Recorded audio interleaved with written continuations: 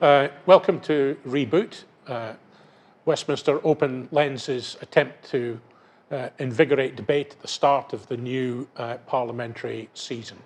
We've been looking at some of the challenges and divisions that are going to dominate Britain for the next 6 months. I'm here in conversation with Clair Fox. Clair is the director of the Academy of Ideas. She's a regular broadcaster on Sky and many other stations. She's widely described as a contrarian. She goes back into the 1980s and 90s living Marxism, and is part of a group of people and others associated with things like Spiked Online, who put freedom at the centre of a lot of their philosophy and challenge the direction of thinking. They like to look at contrary to the accepted wisdom, and they like to push some of the more pious views that people put forward to their logical conclusion, if not their logical absurdities.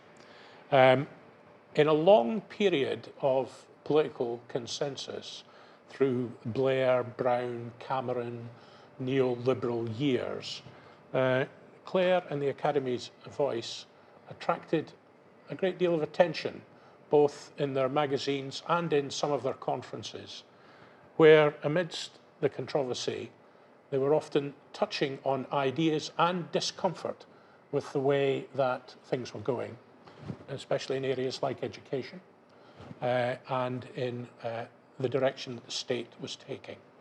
And therefore, she is one of the most interesting people that I have tracked, observed, probably argued with at various times over 30 years. So, Clair, the Academy of Ideas and your other projects, what political tradition or stream would you regard yourself in, if that's an appropriate way of thinking of it? Or what do you regard as your purpose? Why do you do what you do in the way that you do it? So from a background point of view, you know, in the 70s and the 80s, there was a very lively Trotskyist or Stalinist. I mean, these are phrases one doesn't even hear that much anymore. But I kind of left outside of the Labour Party, revolutionary groups, and I was part of one of those at the time. And I'm not going to trace my whole political history, you'd be delighted to know. But the reason I'm mentioning that was that there was a kind of political landscape at one point that was very vibrant on the left, with, as much caricatured, joking would have it, and quite rightly, a million different splinter groups of different kinds of Marxist organisations. And part of that was something I was involved in, which had a magazine called Living Marxism, which I went on to publish when we relaunched it as LM magazine. And that's significant because at a certain point, the whole project of, you know, being a revolutionary or a Trotskyist just fell out of time, out of place. And when we relaunched LM magazine, it was the recognition that maybe the old labels of left and right didn't work anymore, and we wanted to kind of try something else. That was in the kind of late 90s. So for a variety of reasons, that magazine went. I mean, significantly, it lost a libel case. And in fact, the first issue of LM magazine, which I was a publisher of, got sued for libel, and we lost. So that's always not a good sign. But it took 3 years before we went down. And during that time, one of the things that happened, which was very interesting, was that the magazine actually got a very good readership of people who said, maybe the old party structures, remember this is the end of the 90s, aren't any longer just the right way to understand things. We had the emergence of Tony Blair and New Labour. People were a bit discombobulated, didn't quite know what politics was all about. I thought there were some interesting thinkers on the right as well as interesting thinkers on the left, and that was what the magazine tried to reflect. We got a big readership, we lost a libel case, and that was the end of that in 2000. But we set up then an organisation, and this is where I get to the meat of it. What we wanted to do was to enliven public debate and political discussion in a way that was, if you want, not sectarian. We weren't really interested in what people's political party labels were, or whether they were left or right. But we felt that post-Cold War, new political era, there was an awful lot of things to try and understand, and we wanted to have as great an open discussion about those, and to encompass all sorts of viewpoints. Try and, if you want to change the world, you do have to understand it. And I felt that we didn't understand it sufficiently. So that was what the purpose of. So everything we do, whether it's big festivals of, the Battle of Ideas Festival we now have at the Barbican every year, or schools debating competition for sixth formers, or lots of salons around the countries, or public discussions, all of these things are about engendering a spirit of open inquiry, asking awkward questions. And we've confronted a number of challenges over the years. Initially, I think you could have called it kind of political correctness. There were certain things, there were just a whole range of topics we were told we weren't allowed to talk about. So we thought we're going to talk about them. Going back to the 80s, Marxism Today and Living Marxism, I was actively involved in senior levels of the Labour Party. Some of us imagined that we could change things inside, and we did change quite a lot of them. But we did recognise that it wasn't just the economy and traditional sort of class and economic structures. That people were recognising that gender and sexuality issues were beginning to break out. People were sceptical how fast they would become major forces. But other issues around freedom, lifestyle, sense of worth, what people in the black community called respect, which is interesting how that word came through the music. So lots of us were watching that.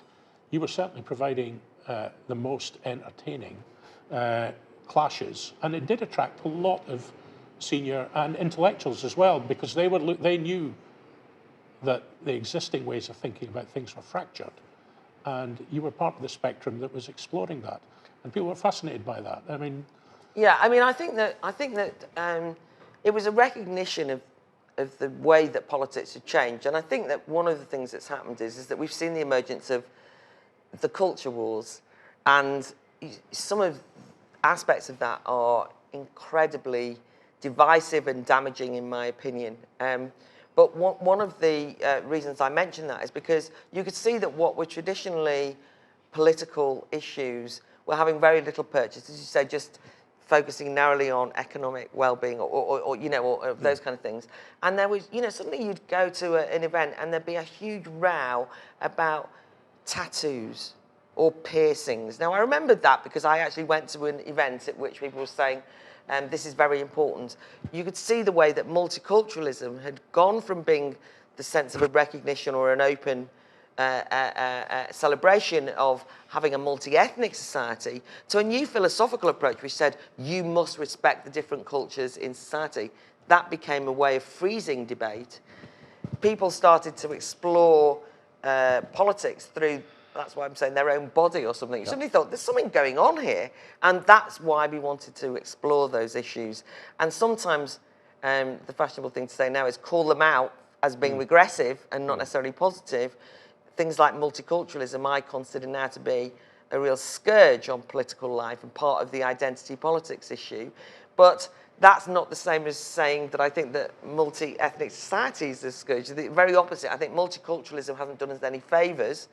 But that's was very hard to say for some time without people feeling like you were kind of breaking a taboo. And how did you cope with the accusations that were made that basically, you were libertarians, that you were picking up the same things as people on the right? Or was that just people that were in their own silos saying if you agreed with the other side or with somebody who was part of a different tribe, you must be wrong? Well before we had the phrase echo chambers, I think they've existed, and I think that the siloisation of politics has been very damaging to all of us. I mean, we could all do with a bit more humility, I think. Read a few more books and get out of our echo chambers a bit more. But of course, it's very unpleasant. If you're from the left tradition, to be accused of being a far right, or people alt right, or accused of. You feel like, well, that's not the right characterisation. But I think that you just have to recognise that those labels are just ways of trying to delegitimise political argument and unhelpful.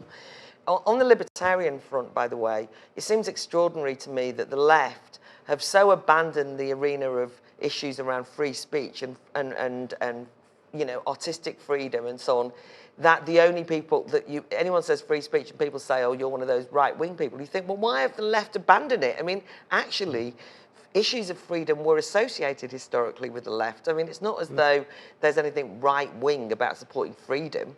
They're actually part of the modern sensibility of a free society. And the left might have a different way of going about it. So I think you have to kind of hold your nerve when you get the label and just know that's just a way of trying to close you down rather than panicking. I don't consider myself to be right-wing, but, I don't even call myself a libertarian, but I just live with the labels and say what I mean. And, I mean, without having an agenda, are there areas of public life and government, and I'm thinking of the work that you've done on education, where you've deliberately set out and say we must challenge in this area, and we're going to create vehicles for doing that, even if we're not quite sure what's going to come out of those vehicles. Besides, is there education?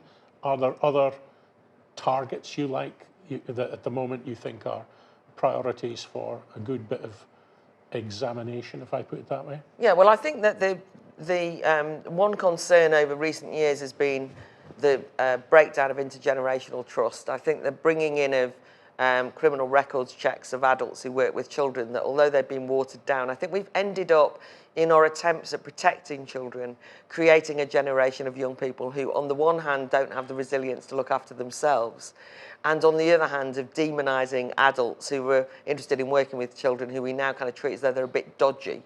I think things like that somehow are well-meaning, I understand, you want to protect children, you're not doing it for wrong reasons. I think you can see that we're going down that road in terms of the panics around social media and the internet, which is we're so worried about young people being kind of swooped away by groomers of either kind of radical Islam or of paedophiles or whatever, that we then start panicking. We overprotect children and it doesn't help them grow up. So I think we've got to...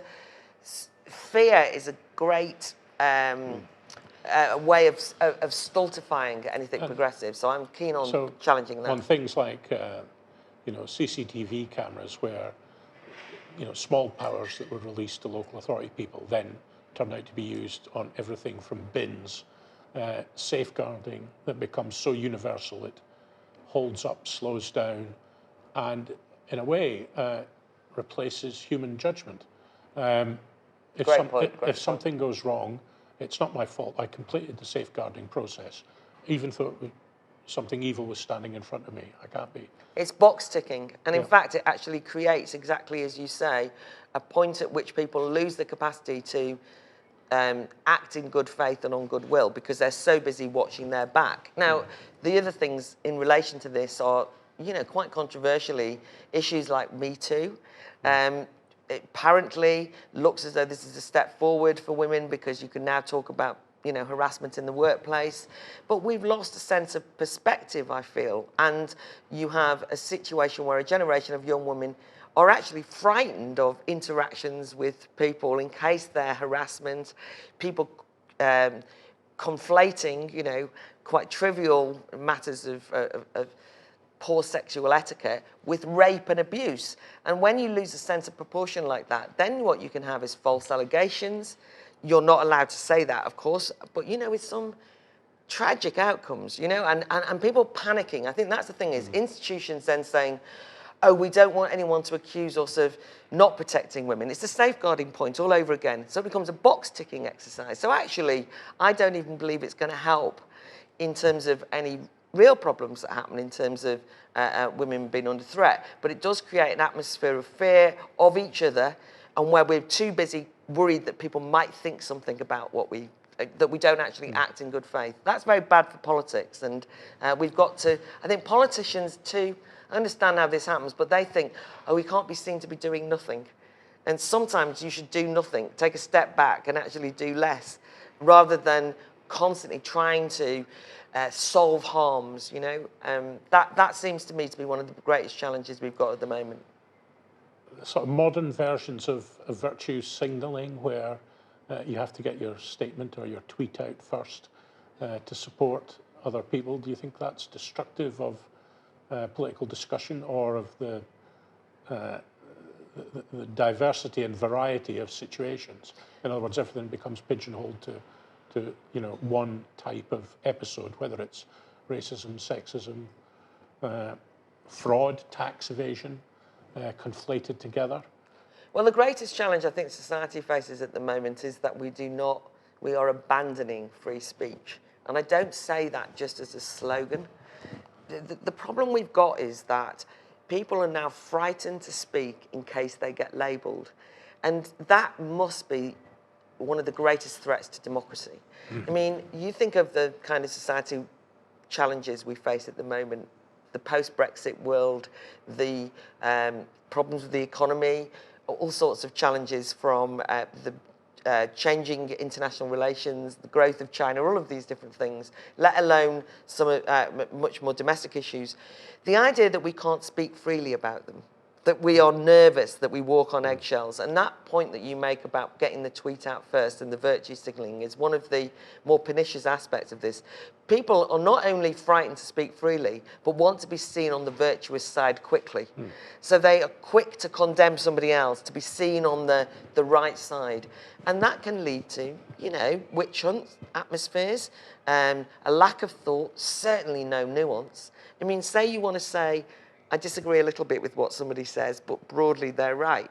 But if they've been called out as a racist or an Islamophobe or, denounced as a misogynist, and by the way, the language that people are using, it's no longer good enough to say somebody's a bit sexist. They have to be a misogynist. Even racism's become old-fashioned. You have to be a white supremacist. I mean, everything is kind of heightened. We're apparently on the brink of Weimar 30s Germany as we speak. There's pogroms. I mean, these things are not true.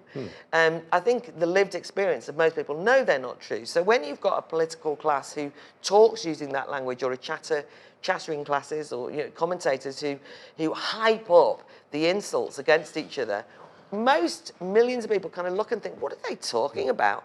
And the Brexit vote, just to, because you can't get through a conversation without it, but the fact that people were called racists for voting Brexit, I think has done a huge amount of damage to, in a kind of cry wolf way, about what racism can mean, because obviously that's not what people were who voted Brexit. Although some racists voted Brexit, that's not the majority by any stretch. In the Reboot discussions we've been having, one of the things we've been talking about is the 2015 election, where people have somewhat forgotten. But that signalled quite an interesting change. It had started before with Cameron, but a really significant change in the Conservative Party, where now, if there is tax evasion or abuse, they're into virtue signalling almost as fast as the Labour Party or campaign groups. It's become a race.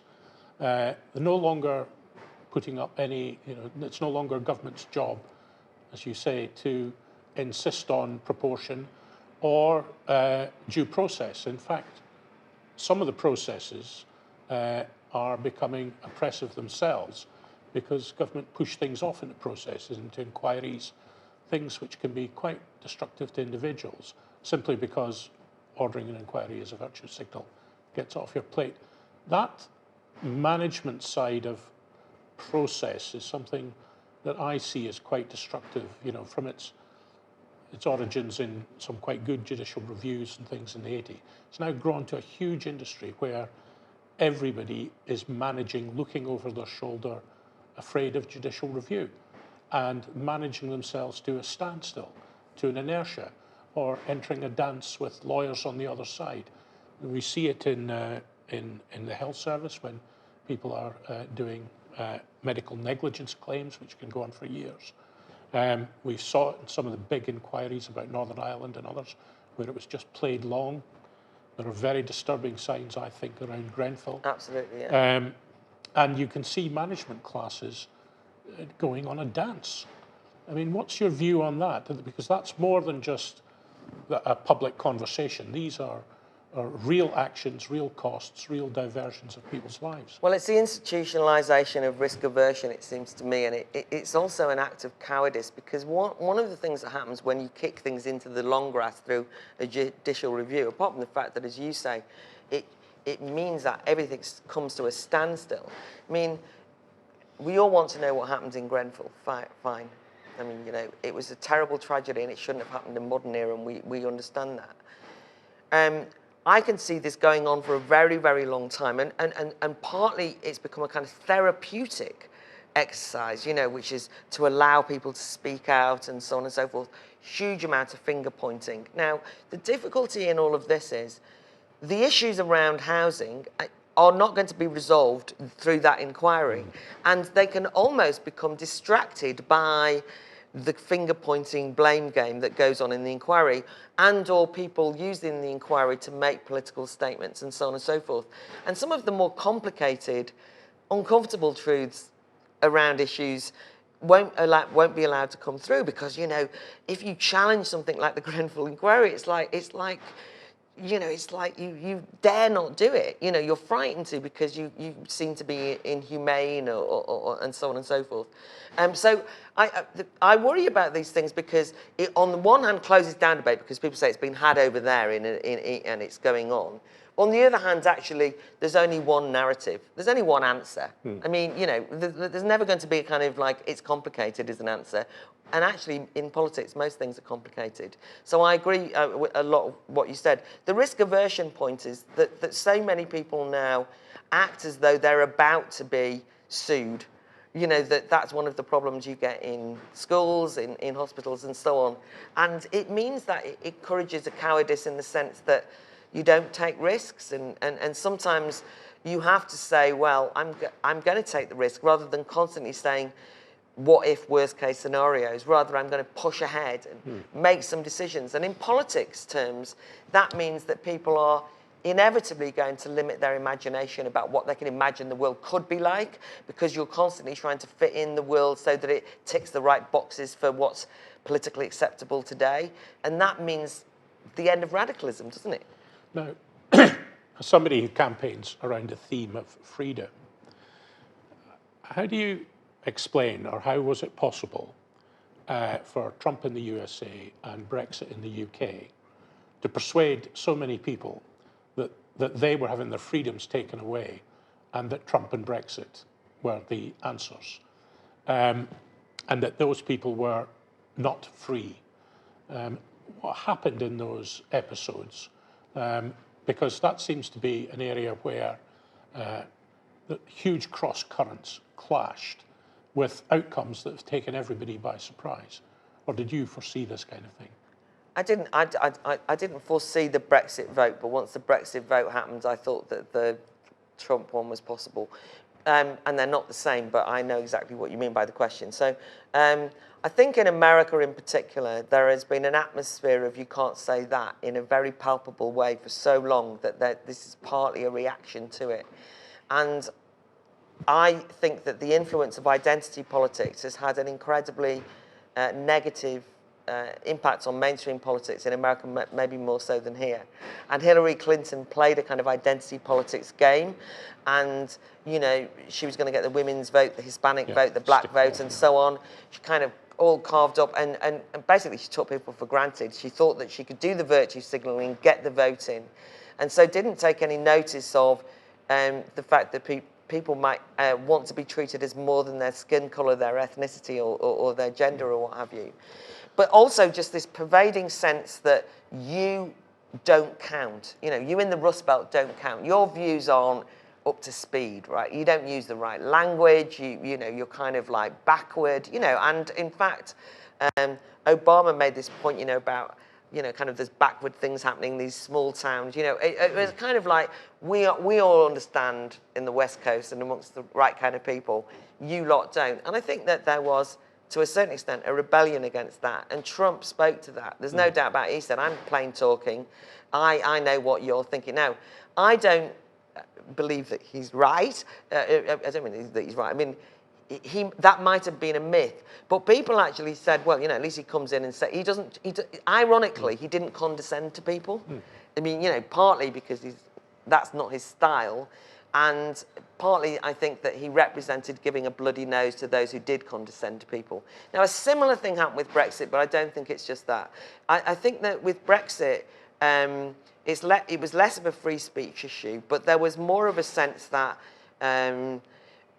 if you look at the kind of project fear in the build-up to the EU referendum, part of that was to say the main thing that these people care about is kind of bread and butter issues, a few more quid on the table. You know, they wouldn't be interested in sovereignty and freedom and those kind of things. So we're going to kind of scare them about their jobs. And it kind of allowed a sense of people wanting to determine themselves, by the way, which is the whole driver of history forever, suddenly emerged, because one of the things that's happened in the technocratic period, maybe around the Blair years, was that people felt that they were being managed.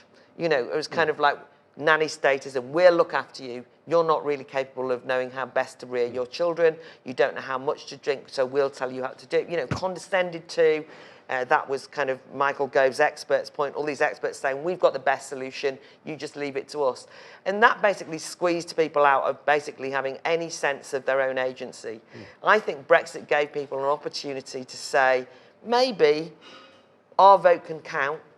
Maybe we could have more control over our political system.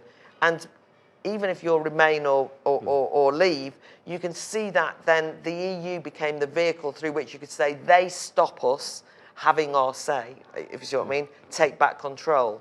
And I think that what all politicians, Remain or Brexit, have got to understand is that what people wanted was to be players. Yeah. Right, political players. Why shouldn't they? That's what we all fought for. That was the franchise, right? People taught themselves to read in hedge schools in the 19th century so they could read philosophy so that they could take control of their lives and shape the future. And basically for the last 25, 30 years, we've been told that we weren't able to do that. We could just stand at the sidelines. This gave a way of saying we're back. Do you have a shining city on a hill? Do you have an episode in a country or a system where you think you would feel comfortable and happy with your freedoms? Just to illustrate, one of the best senses I ever got that was in 1980s Spain after Franco and after the attempted coup, particularly amongst some of my gay friends there, because it wasn't illegal, Franco didn't believe in it. Their liberation was almost absolute and extraordinary, and their sense of freedom, their sense of identity, seemed extremely strong in what was still a very rigid society. Can you describe a moment when you've had that sense of freedom, when you've not had waking up to the Today programme and various other things to annoy you before you even get out of bed? I don't know that I have, but maybe to answer the questions, the sense of throwing off the shackles often comes when people suddenly realise that they are capable of shaping their own future. And I remember very distinctly when I was very young, naive, and know-it-all during the miners' strike. And I was involved in supporting the miners' strike. And I'd go down to the picket lines and I'd kind of very patronisingly try and engage the miners in politics. And they would get out their copies of the Financial Times and give me a grilling. And I learned a lesson then, which was that, and they learned a lesson too, by the way, which was they became politicised by that experience. And, you know, the miners' wives. Now, these things are kind of slightly romantic, but you'll see it in every struggle. You know, I was involved in, a lot of people who were involved in things like civil liberties groups in Northern Ireland, where people had left school at 14 maybe, but then started reading. And, you know, for me, throwing the shackles off is an intellectual thing. You know, you suddenly dawns on you that there's an alternative. You know what I mean? That you philosophically you suddenly think there's more to life than the drudgery, the day-to-day. And that's what I tried to say happens. Now, by the way, my city on the hill was the day after the Brexit vote. I mean, people couldn't believe they'd done it. Yep. They were excited. I mean, they couldn't believe, God, you know, they told us not to, we did it, right? People recognise that. And in modern history, for millions and millions and millions of people, it was like, God, we did it. And it reminded me of the miners' wives. Now, the miners' strike lost, and who knows whether Brexit's going to be, you know, disastrous in terms of the outcome because it's being betrayed. But that sense that you can control your destiny and shape history is a part of Brexit. I mean, do you think that is exactly the point? That Mm. referendum people don't understand. I don't understand it at all. I can't.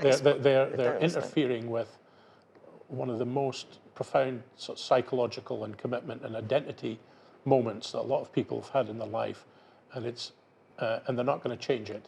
There may be some new settlement in the distance, but it's not going to be a U-turn or a reverse without severe, not just social, but psychological trauma in society. I think there's that mismatch of people not understanding is partly because what's happened is that people believe that the people who voted Brexit were the ones who were conned and stupid and read a bus, were hijacked, you know, kind of like just watched Farage on the telly and did what he said. They've got no idea that what happened was not a movement, but people became self-conscious of their political role because they were told that it mattered. And as a consequence, a certain genie came out of the bottle. And I think that actually Leave voters maybe thought about it even more than some Remain voters, because they had to go against the kind of prevailing mood. And I went up and down the country talking to people, and I was surprised. I mean, it was quite exciting. I mean, you know, and everywhere you went, you know, you went to the hairdressers, you went to the school gates, you went to the pub, everyone was saying, what are you going to do? What are you going to... I don't mean they were all saying they're going to vote Leave. People were researching, and they weren't just reading signs of buses. Now, if you think that everyone was conned, you don't understand what happened. If you recognise that people actually took that vote seriously and therefore felt that they'd achieved something, to then be treated with contempt afterwards, abused, treated like you were stupid, people saying things like, well, they haven't got any education. A lot of them haven't got GCSEs. I mean, since when did political freedom mean that you have to have passed a PhD, right? You know, what makes you think that a university student is smarter about the future of society than somebody who left school when they were 14, but reads and thinks and all the rest of it? So it was a kind of snobbery of the worst kind. So the problem with the calls for the people's votes is it completely underestimates and reflects the very thing that happened in the Brexit vote, which is this schism between people who acted in good faith and other people who think that they're idiots and treat them with that contempt. So I'm very worried about the consequence of ignoring this or not understanding it or not getting it. Millions of people who voted Remain, by the way, don't feel the same. I mean, millions of people who voted Remain understand that it was the vote, they lost, it was, you know, and want to use this to kickstart a new future for the country, even if it's not what they would have chosen. And I think that is such a shame to squander what was a brilliant opportunity for us to say, you know, you say reboot, that's exactly what I say. I say, great, chance to reboot. But sadly, there's a danger that people will not see that. Is there any, I mean, in other sessions we've been discussing whether the reboot is going to come in the UK or actually whether it's going to have to come from other European countries. I mean, we will have a European future. It just depends what the form of it is, but it's not going to be in the current form of Brussels and some of the economic settlements. But can you see a reboot in the next 5 or 10 years, or do you think we're going to go into a long, stale, conflicted, deadlocked period while other countries just move on and get on with things? Or, you know, perhaps something will come along and we'll be the next version of Silicon Valley on artificial intelligence and financial services, which seems to be the hope of some people. Yeah, well, life doesn't stop, and the point that you've made about the problems in the rest of Europe and things that are going on around the world will have an impact on us. I mean, only in as much as it'll change people's perceptions. I was talking to some people who voted Remain the other day who just come back from Greece, and they were so shocked at the way Greece has been treated. They said, well, for the first time I understood what you were talking. You know, they kind of, you know, I think that when people see some of the consequences, now I'm not just narrowly focusing on the EU, I'm just saying that the world is changing regardless of what happens here. I'm worried about the reboot being squandered in terms of the potential for really imaginative infrastructure projects, economic development, things that I think could have been positively have come out of leaving the EU. I think there is a danger of stagnation, but this is the hopeful bit. People are not satisfied now. You know, people are looking round. You can see the fragmentation of the mainstream political parties. I mean, I don't even know how to characterise the contemporary Conservative Party, because as you say, they're more likely to be virtue signalling than anyone else. I mean, God knows. But, you know, you can't say they're a happy, united party or they're recognisably anything conservative. The Labour Party, for whatever we think about it, is completely different. Is no, you know, I don't know whether it can stay together, right? It's got so many conflicting major ideological splits. There's talks of centrist parties. When I go out, I largely work with young people, and I go and talk to universities and schools and all the rest of it all the time. And the hopeful bit is, and this is one thing that Brexit may be expressed rather than caused, but nonetheless is true, is people now say this isn't good enough. You know, and they're looking, there's an appetite for new ideas, for changing things, people recognising maybe we need new political parties, maybe we need a new settlement, and the fact that that conversation's happening, that's what I mean about a genie being out of the bottle. Yep. I'm ever hopeful. Okay, on that hopeful note, in the 1990s, some people tried to predict the end of history. Galbraith tried to predict an age of contentment. I suspect that if you're right and it is out of the bottle, then perhaps it'll be revolutionary with a small r, and we can all go back to our roots. Clair Fox, the Director of the Academy of Ideas, thank you very much for being in conversation at Reboot, Westminster's Open Lens. Thank you. Thank you indeed.